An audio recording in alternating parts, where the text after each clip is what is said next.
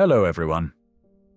Throughout human history, there have been many moments when Eastern civilizations surpassed the West in invention, social organization, and philosophy. China and India are both ancient civilizations, formed more than 5,000 years ago, laying the foundations for all of Eastern civilization. These societies once led humanity with their inventions of paper, gunpowder, the compass, writing systems, mathematics, and traditional medicine. However, by the 17th and 18th centuries, as modern science began to take shape, the West had become the center of knowledge, creativity, and technology. From Galileo, Newton, Descartes, and Bacon, to Darwin, Maxwell, and Einstein, nearly all scientific revolutions that reshaped the world originated in Europe. Meanwhile, the East, despite its long scholarly tradition, lagged behind in developing an experimental scientific system and a modern organization of knowledge. This raises a fundamental question. Why did modern science not emerge in China or India, lands of once brilliant civilizations, but instead arise in the West, which had long been regarded as barbaric from the Eastern perspective? To answer this question, one must examine cultural, political, historical, human, and institutional factors, for science is not merely the product of individual intellect, but the outcome of an entire social structure. Cultural foundations play a crucial role in shaping scientific thought. In the East, particularly in China and India, the dominant ideologies for thousands of years were Confucianism, Buddhism, and Hinduism. Although distinct from one another, these three systems shared a common feature. They prioritized social order and stability over individual autonomy, and they encouraged obedience rather than critical inquiry. In Confucianism, a person's social position was prescribed from birth. The triad of ruler, teacher, and father formed an unchallengeable hierarchy. Questioning or doubting authority was deemed disrespectful. A student was not allowed to challenge his teacher. A subject could not oppose his king. This order ensured social harmony, but at the cost of extinguishing the spirit of skepticism, the very foundation of scientific thinking. In India, the caste system of Hinduism created an extraordinarily rigid social structure. A person born into the class of farmers or artisans would die within the same station, with no path to become a priest or a scholar. Such a model of society effectively froze intellectual mobility and stifled the circulation of free thought. Buddhism, though profoundly humanistic, embodies the philosophy of detachment and acceptance, urging individuals to seek inner peace rather than to transform the material world. Consequently, it provided little impetus for the exploration and mastery of nature, a defining feature of experimental science. By contrast, in the West, though long dominated by Christianity, the intellectual heritage of ancient Greece and Rome was never entirely erased. Greek philosophy, especially through figures such as Socrates, Plato, and Aristotle, sowed the seeds of reason, logic, and doubt. When Europeans believed that the universe was created by God according to rational order, they simultaneously believed that human reason could discover that order. Galileo's famous assertion, "I do not oppose God. I merely read another of his books, the Book of Nature," exemplifies the reconciliation between faith and reason. Even under the shadow of the Church and the Inquisition, there remained spaces where the human intellect was permitted to question, albeit at great risk. It was precisely the conflict between religion and reason rather than their harmony, that generated the energy propelling the growth of knowledge. A fundamental difference between the two regions lies in their political structures and the nature of power. Since the unification of China under Emperor Qin Shi Huang in 221 BCE, the country established one of the earliest centralized bureaucratic systems in the world. The state controlled every aspect of economic, cultural, and educational life. All forms of knowledge were expected to serve the ruling apparatus and maintain social order. The imperial examination system, though significant in selecting talented officials, was, in essence, designed to produce individuals who conformed to existing norms, rather than to foster creativity or innovation. This structure allowed China to remain stable for millennia, yet it also led to intellectual stagnation. When power is concentrated in a single center, innovation is perceived as a threat. Any invention not sanctioned by the imperial court could be suppressed, and the inventor punished. In contrast, Europe, after the fall of the Roman Empire, entered a period of extreme fragmentation. Hundreds of kingdoms, city-states, and principalities coexisted, with none able to dominate the entire continent. This diffusion of power created an environment of competition, a kind of natural selection in politics. If an idea was banned in Italy, it could thrive in the Netherlands or England. Political rivalry encouraged competition in knowledge and commerce. City-states such as Venice, Florence, and Genoa became vibrant centers of trade and scholarship. Each sought to assert its identity and influence through art, philosophy, and science. This dynamic generated an internal drive for creativity, something largely absent from the centralized structure of the East. In the East, knowledge served power. In the West, power gradually came to serve knowledge. A particularly significant historical factor was the intermediary role of the Islamic world. After the 7th century, with the rise and expansion of Islam, the Arab Empire rapidly became the global center of learning. Muslim scholars translated, preserved, and expanded upon the intellectual legacy of ancient Greece. The city of Baghdad, home to the House of Wisdom, Bait al-Hikmah, gathered thousands of precious manuscripts. While Europe descended into the so-called Dark Ages, Greek knowledge was safeguarded in Arabic. By the 11th to 13th centuries, the Crusades inadvertently created a channel for intellectual exchange. As Catholic armies advanced into the Middle East, they encountered the vast treasury of Greco-Roman works preserved by Muslim scholars. Translations of Aristotle, Euclid, and Galen were brought back to Europe and rendered into Latin. This exchange of knowledge sparked the Renaissance, spanning from the 14th to the 16th centuries. From Florence to Paris, Europe witnessed the rebirth of humanism and the revival of classical Greek and Roman rationalism. The Renaissance was not merely a revival of art. It was a revival of classical knowledge and of the belief that humankind, through reason, could comprehend and transform the world. Building upon this foundation, Europe moved into two great intellectual revolutions.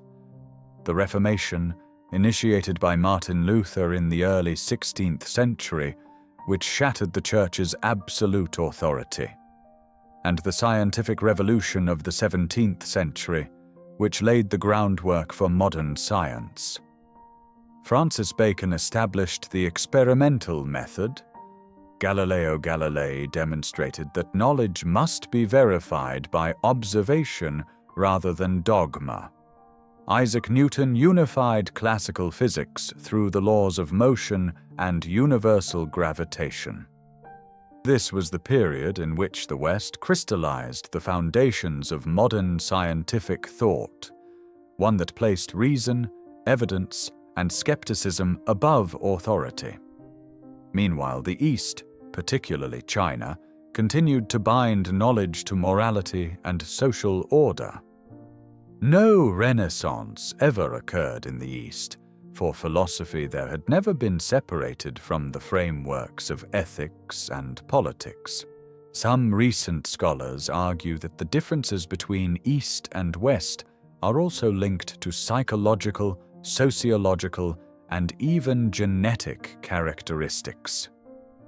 Although these hypotheses are not absolute, they suggest that people in different cultural environments have developed distinct personality traits shaped by long-term social conditions. Certain studies in psychology and behavioral genetics indicate that curiosity, risk-taking, and individualism may be more common among European populations. However, what matters more is how societies respond to such traits. In the West, educational and cultural systems encourage experimentation and regard failure as an essential part of learning. By contrast, in East Asia, mistakes are often seen as sources of shame, fostering a fear of risk and difference. Sociological research, notably that of Geert Hofstede, 2002, demonstrates that Western countries score higher on individualism, whereas East Asian societies score higher on collectivism. Science, in its essence, is an individual act of defiance against collective perception. Thus, a culture that prioritizes conformity and order rarely provides fertile ground for the spirit of independent criticism, the cornerstone of scientific creativity. Contemporary reality reflects this divide. East Asian students often excel in mathematics and basic sciences, yet the majority of Nobel and Fields Medal laureates still come from the West. The reason lies not in a lack of intellect, but in the absence of an environment that fosters creativity and open debate. The final and most decisive factor lies in the institutional structure of knowledge. In the East, knowledge was always bound to political or religious authority. Chinese scholars were government officials, Indian scholars were priests, and philosophers depended on royal courts or temples for patronage. There was no concept of an independent community of scholars. In contrast, by the 12th century, Europe had already established autonomous universities such as Bologna, Paris, and Oxford. These were intellectual spaces distinct from both church and state, where scholars could research, debate, and publish ideas freely. By the 17th century, the emergence of national scientific societies, such as the Royal Society in England, 1660, and the Académie des Sciences in France, 1666, marked a turning point. Science had become a social institution with its own mechanisms of operation. These societies introduced the principles of publication, peer review, and verification, laying the groundwork for the modern scientific method. Within this model, error was not punished, but embraced as an essential part of progress. Science evolved into a democracy of reason, where every hypothesis had to withstand the scrutiny of evidence rather than authority. This was something the East never developed. In China, science always served the imperial court, astronomy for astrology, calendar-making for agriculture. There was no Eastern equivalent of a royal society, no institution where knowledge was openly shared, debated, and accumulated. From the foregoing analysis, it is evident that the West's superiority in modern science did not arise from greater intelligence or biological advantage, but from a constellation of cultural, political, and institutional conditions that fostered intellectual freedom and competition in knowledge. The East built enduring civilizations grounded in morality and social stability. Yet that very stability suppressed the spirit of skepticism, the core impulse behind intellectual innovation. The West, by contrast, through the diffusion of power, the Greco-Roman tradition of philosophical doubt, religious conflicts, and the rise of independent scientific institutions, created an environment in which new ideas were not strangled at birth. From Galileo to Einstein, from Bacon to Darwin, all inherited a common legacy: the right to err and the right to doubt. It was this spirit, not innate superiority, that produced many of the foundational inventions of humankind: the steam engine, electricity, the computer, and the internet. These were not merely technical achievements, but the outcome of a culture of intellectual freedom, where to doubt was not seen as rebellion, but as a duty of reason. Today, as Eastern nations, particularly China, South Korea, and Japan, have risen rapidly in technology and economy, the gap is gradually narrowing. Yet the Western scientific spirit remains the model from which the rest of the world continues to learn, a spirit that upholds reason, criticism, and freedom of thought in the pursuit of knowledge. Science is not merely the accumulation of information, it is a way of life, an attitude towards truth. And over the course of millennia, the West has succeeded in building the social conditions that allowed this attitude to become the foundation of its civilization. For the East to reach comparable heights, it must not only advance technologically, but also reform its intellectual culture, making freedom of thought, critical inquiry, and creativity its core values. Thus, modern science arose in the West not because Westerners were smarter, but because they were freer. Freedom, rather than intelligence, is the true cradle of invention. In the contemporary world, any nation seeking to build a thriving scientific and technological foundation must embrace three fundamental principles. 1. Liberate thought from religious and fatalistic constraints, and abandon the mentality of submission and passive acceptance. 2. Reform education, replacing rote memorization with methods that encourage questioning, curiosity, and independent creativity. 3. Promote personal freedom and positive individualism, granting every person the right to think, to question, and to explore in their own way. When these conditions are fulfilled, the scientific spirit, the same force that once propelled the West into the age of reason, can flourish anywhere, even in the East. And that was the full story. If you found this video helpful, don't forget to like, share, and subscribe to Stories and Documents, and turn on the notification bell so you won't miss any future episodes like this one. Thank you for watching, and goodbye for now.